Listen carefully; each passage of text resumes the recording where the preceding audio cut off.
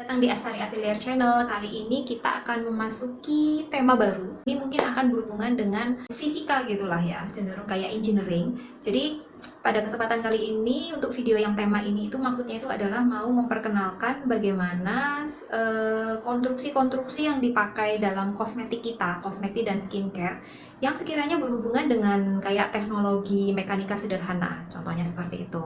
Dan pada kesempatan kali ini aku akan menunjukkan mekanisme lipstick. Ngerti kan lipstick kan ya, biasanya yang diputer dia muncul, kemudian kita pakai juga masih tetap enak, kemudian disimpannya juga enak, dan karena tampilannya juga packagingnya itu dia ringkas, gampang disimpan dan gak gampang rusak meskipun kebentur-kebentur di dalam tas. Itu kira-kira seperti apa? Yuk kita bahas satu-satu. Oke, karena ini adalah lipstick yang secara general, jadi bukan lip cream yang pakai spoolie. Jadi ini adalah lipstick yang aku kasih contoh seperti ini, yang dia ketika dia dibuka kemudian diputer itu lipstiknya keluar, kemudian bisa kita pakai.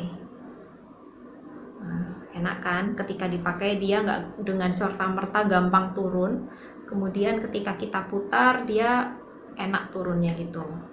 Nah, dia ini ada beberapa part, yaitu ada satu namanya adalah godet gitu. Ini istilahnya adalah base karena dia tempatnya si lipstiknya itu apa ya, ditaruh gitulah ya, itu namanya godet. Kemudian yang kedua itu adalah mana ini? Ini namanya adalah base. Base ini artinya ya dasarnya si benda lipstick secara keseluruhan. Kemudian yang ketiga itu adalah yang namanya sleeve and barrel. Nanti sleeve and barrel fungsinya apa nanti kita akan bisa lihat.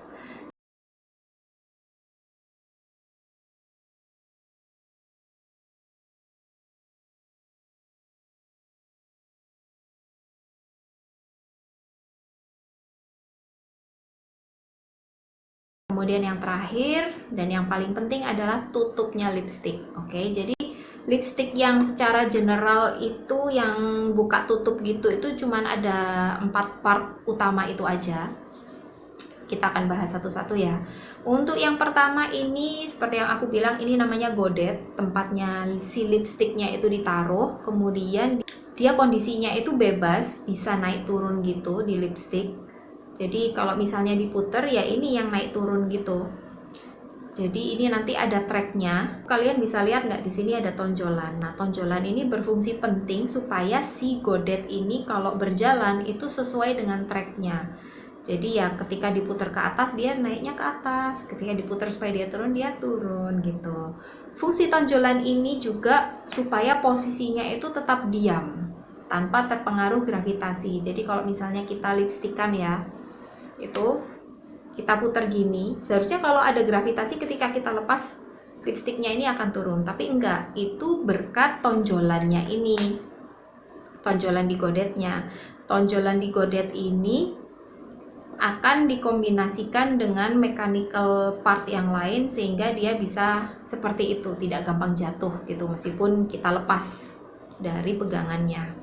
Nah, kemudian part yang selanjutnya ini adalah namanya adalah base. Jadi dia ini tracknya si godet ini. Jadi si godet ini kayak dimasukkan ke dalam sini. Si godet ini dimasukkan ke dalam base-nya ini.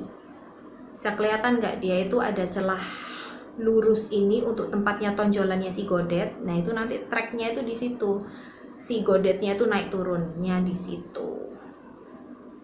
Aku cobain masukin dulu ya biar kalian tahu apa yang aku maksud dengan kalau misalnya dia dengan gravitasi. Nah ini kan gini, coba kita naikin, ketika kita lepas dia gampang sekali turun. Gimana ya caranya supaya dia itu nggak gampang naik turun kalau pas kita nggak kepengen?